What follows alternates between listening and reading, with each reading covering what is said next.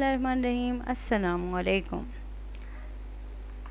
Add numbers up to 100 using mental strategies. हमें addition सीखना है कैलकुलेटर और कॉपी और पेंसिल के बगैर। अगर आप चाहते हैं आपके स्टूडेंट या फिर आपके बच्चे कैलकुलेटर का बोझ उठाए बगैर, कॉपी और किताबों की मोहताजी के बगैर बड़े अच्छे तरीके से एडिशन और सब्ट्रैक्शन कर लें और उसमें एक्सपर्ट हो जाएं, तो आपको बहुत ज़्यादा उनको प्रैक्टिस करवानी है। सिंपल से स्टार्ट करना है और आहिस्ता आहिस्ता हार्ड क्वेश्चंस की तरफ लेके जाना है और उनको इनकरेज करना है कि सिंपल क्वेश्चंस को मेंटली तौर पे आप सॉल्व करने की कोशिश करें, बजाय इसके कि आप कैलकुलेटर और हमेशा पेंसिल और कॉपी के ही मोहताज बनने से बेहतर है कि आप जहनी तौर पर उसको सॉल्व करने की कोशिश करें।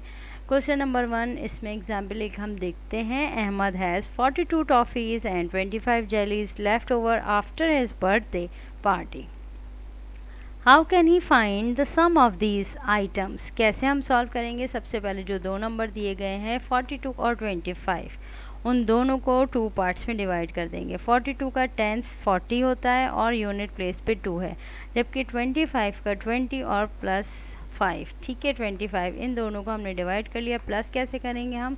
सबसे पहले टेंस और टेंस को आपस में प्लस कर लेंगे। टेंस कितना है? 42 का टेंस है 40, जबकि 25 में टेंस है 20। 40 प्लस 20 60 हो गए।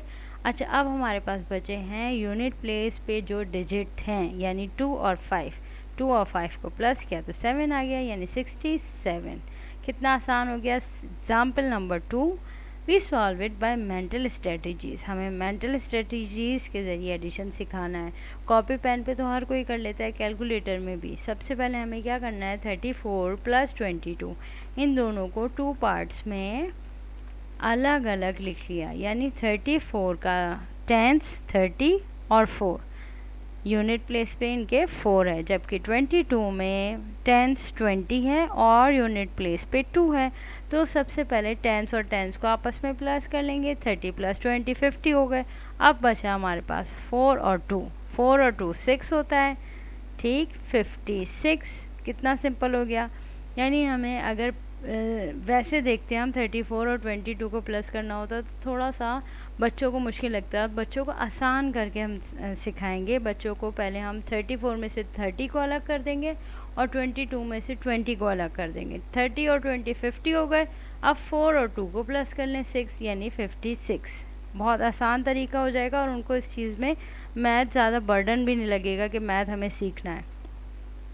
55 प्लस 71, 55 में टेंस 50 और 71 में टेंस है हो गया हमारे पास 70।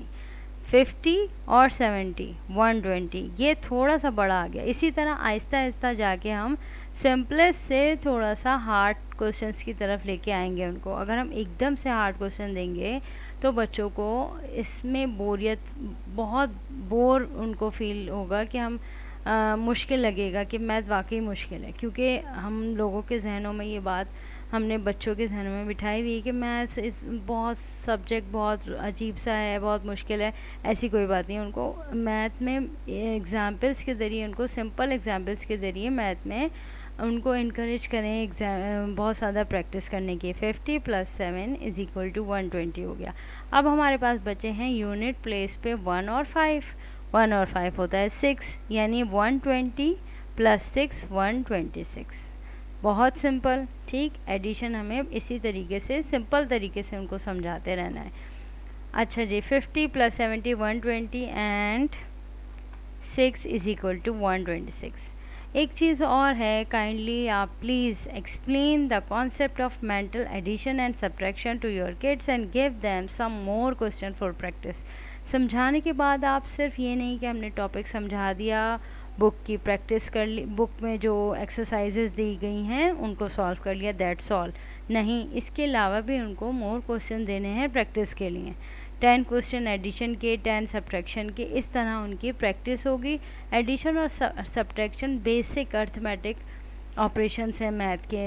Addition, subtraction, division and multiplication, इन चारों की बहुत ज़्यादा ग्रेड 1 और ग्रेड 2 में हमें बच्चों को प्रैक्टिस करवानी है, ताकि वो आगे जाके मैथ को बहुत बोझ ना समझें। Thank you.